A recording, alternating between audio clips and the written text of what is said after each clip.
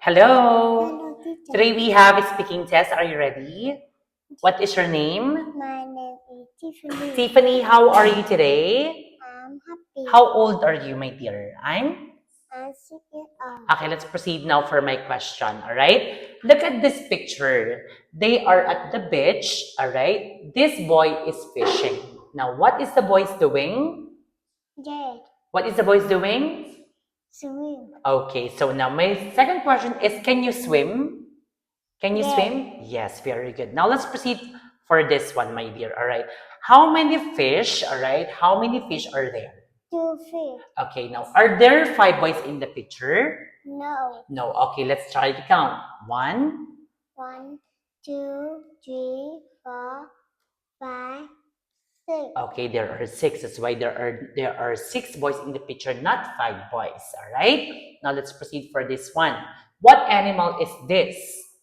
Elephant. You say it's an elephant. It's an elephant. Okay, let's proceed for this one. What word starts with letter F, Tiffany? Food. Food, perfect. Now, what can the kangaroo do? Say, It can jump. it can jump. All right. Now, what are they, my dear? Insect. They are? There are insects. Okay, they are insects. And how many insects are there? 3 insects. Okay, you say 3 insects. Very good. Now, Peter is at the shop and there are many fruits.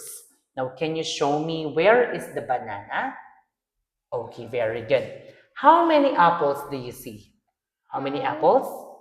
2 apples. 2 apples. All right, so now what is the boys doing?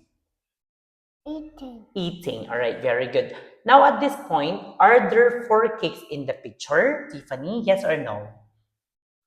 Yes or no? No. Okay, no. All right, so now how does the girl feel? She is? Is Is she happy or sad? yes. She happy or sad?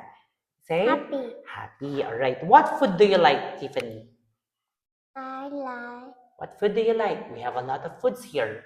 We have banana, apples, cakes, burger. What do you like? I like? apple. You like apple. And how many oranges do you see? I see 1. Okay, so that's all for tonight. Goodbye and thank you, Tiffany. Goodbye, Bye-bye. teacher.